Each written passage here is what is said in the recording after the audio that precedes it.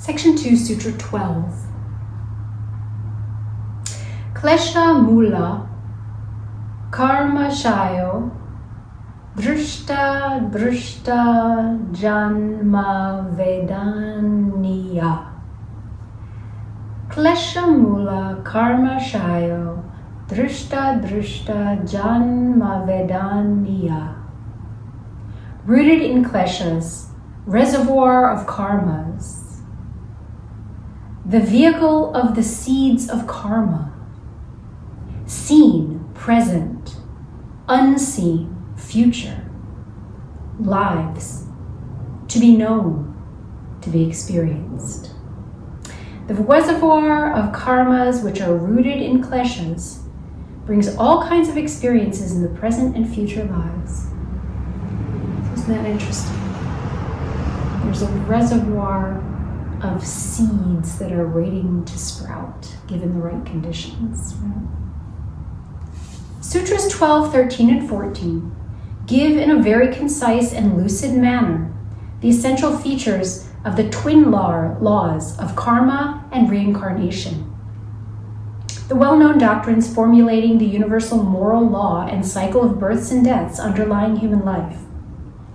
As the students of yoga are generally familiar with the broad aspects of these doctrines, it is not necessary to discuss them here, and we shall confine ourselves to the particular aspects referred to in these three sutras. It may be pointed out at the very outset that Patanjali has not attempted to give us a general idea concerning the laws of karma and reincarnation. His object is merely to show the underlying cause of human misery, so that we may be able to appreciate the means adopted in yogic discipline for its effective removal. He therefore takes only those particular aspects of these laws which are needed for his argument. But, incidentally, he has given in three brief sutras the very essence of these all-embracing laws. The first idea given in Sutra 12, which we have to note, is that kleshas are the underlying cause of the karmas we generate by our thoughts, desires, and actions.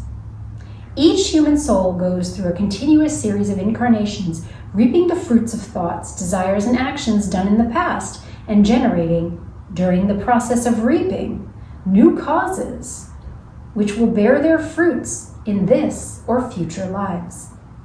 So every human life is like a flowing current in which two processes are at work simultaneously: the working out of karmas made in the past and the generation of new karmas which will bear fruit in the future. Each thought, desire, emotion, and action produces its corresponding result with mathematical exactitude. And this result is recorded naturally and automatically in our life's ledger. What is the nature of this recording mechanism upon which depends the working out of causes and effects with mathematical precision? The answer to this question is contained only in one word: karmāśaya, given in this sutra.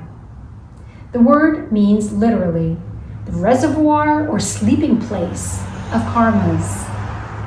Karmāśaya obviously refers to the vehicle in our inner constitution, which serves as the receptacle of all the samskaras or impressions made by our thoughts, desires, feelings, and actions.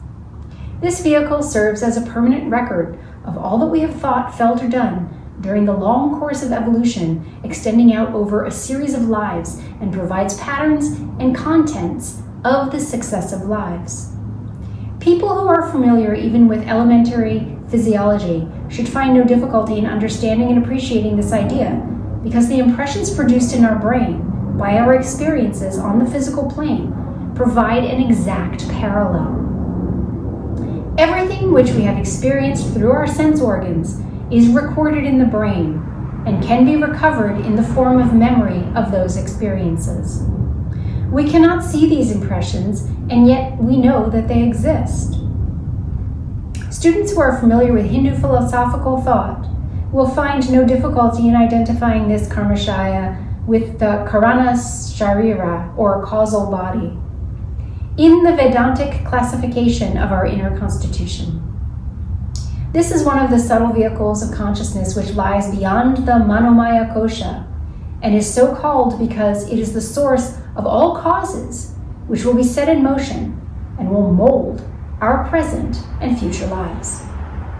It is the receptacle into which the effects of all that we do are being constantly poured in and being transformed into causes of experiences which we shall go through in this and future lives.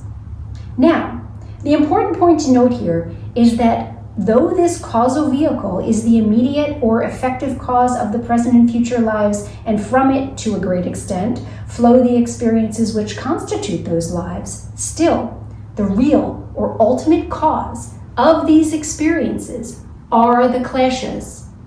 Because it is the kleshas which are responsible for the continuous generation of karmas, and the causal vehicle which merely serves as a mechanism for adjusting the effects of these karmas. The causal vehicle merely serves as a mechanism for adjusting the effects of these karmas. Yeah, so it's a constant entangled interplay of what seeds are going to sprout, what seeds are being attenuated, where is the opportunity for this to play out, where's the opportunity for that to play out, right? It's very interesting. Okay, Sutra 13. Sati, mūle, tadvipāko, jātyāyuḥ, bhogāḥ. Sati, mūle, tadvipāko, jātyāyuḥ, bhogāḥ. There being the root of it, karmāśaya, fruition, ripening, class, span of life, and experiences. As long as the root is there, it must ripen and result in lives of different class, length, and experiences.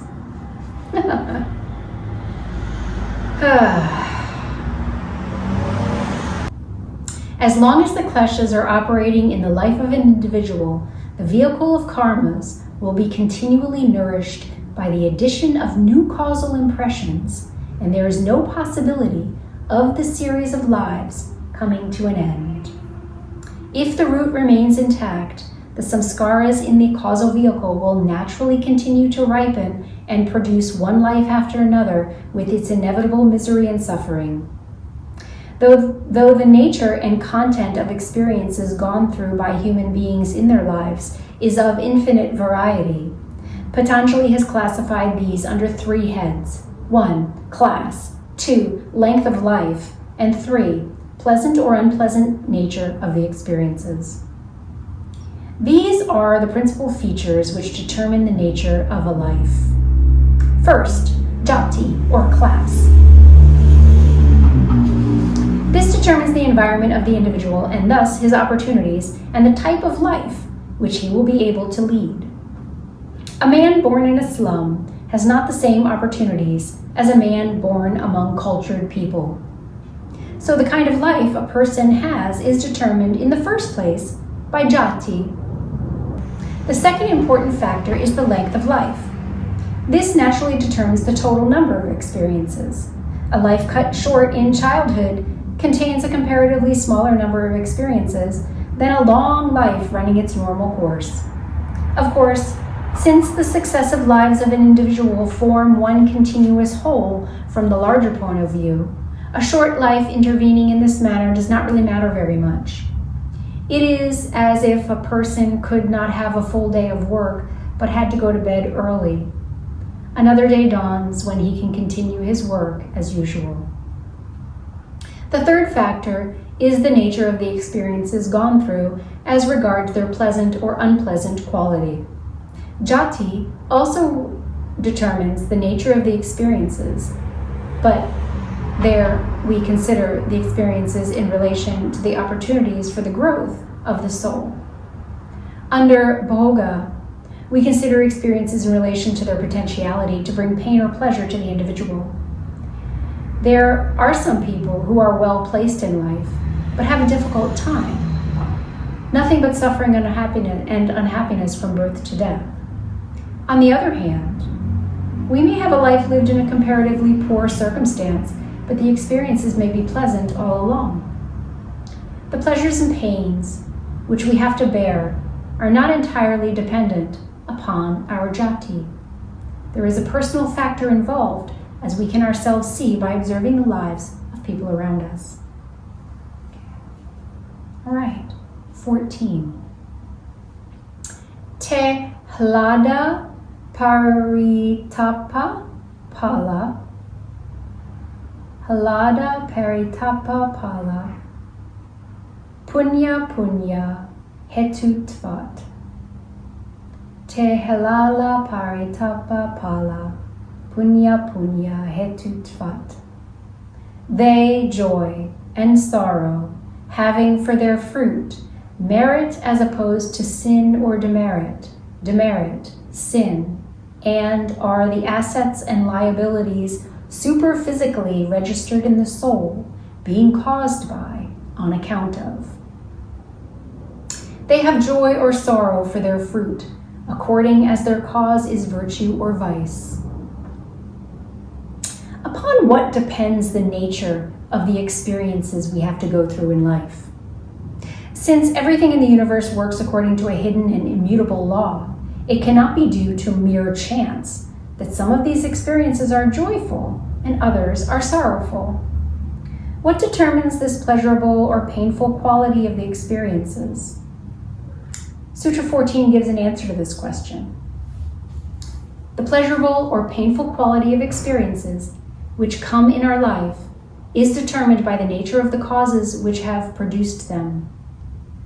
The effect is always naturally related to the cause, and its nature is determined by the cause.